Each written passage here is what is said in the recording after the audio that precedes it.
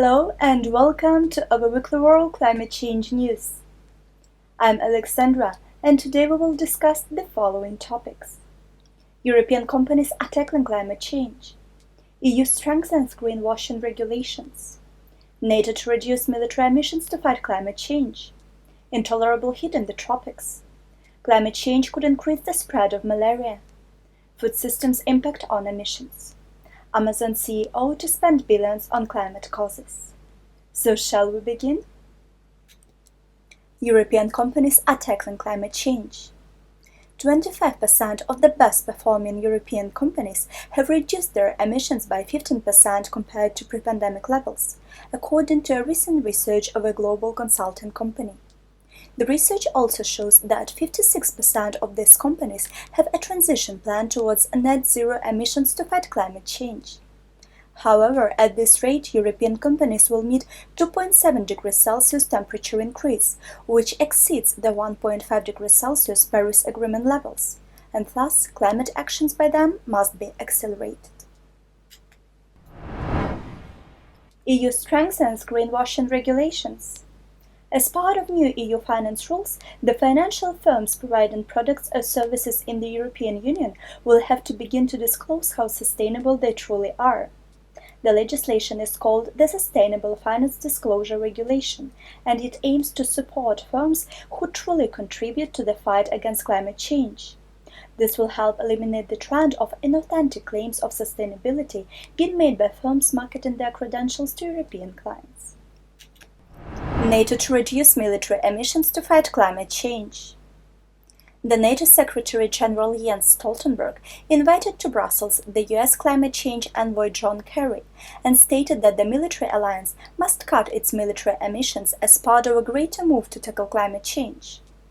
In a tweet in which the NATO chief is inviting closer collaboration with Kerry, he agreed that climate change is a destabilizing force in the world and that his organization would need to play a more substantial role in tackling it. The intolerable heat in the tropics.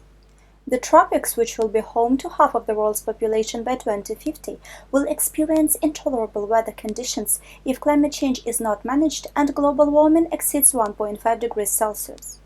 A study by Princeton University published in Nature Geoscience shows that under extreme heat and humidity, humans cannot cool their body temperature through sweating when thermal limits are exceeded, thus leading to death. The maximum so-called wet bulb temperatures would stay within safe limits if global warming is kept below 1.5 degrees Celsius. Climate change could increase the spread of malaria. For several years, researchers have debated the impact that warming temperatures will have on malaria incidence. The Barcelona Institute of Global Health used mathematical modeling to analyze the associations between malaria cases, regional climate and global climate in Oromia, a densely populated highland area in Ethiopia. The results show that malaria epidemiology is strongly under climate control at all scales, indicating that climate change is impacting the dynamics of malaria in Africa. Food systems impact on emissions. The whole food cycle, including producing, processing, and packaging, make up 34% of the global greenhouse gas emissions, according to a latest study published by the Food and Agriculture Organization of the United Nations and several researchers. Although this share has decreased from 44% in 1990, the study underlines that especially production process in the developing countries should become much more sustainable. Decreasing greenhouse gas emissions is considered as one of the most important actions to fight climate change. Amazon CEO to spend billions on climate causes. Amazon CEO Jeff Bezos announced that he aims to spend $10 billion invested in the Bezos Earth Fund by 2030.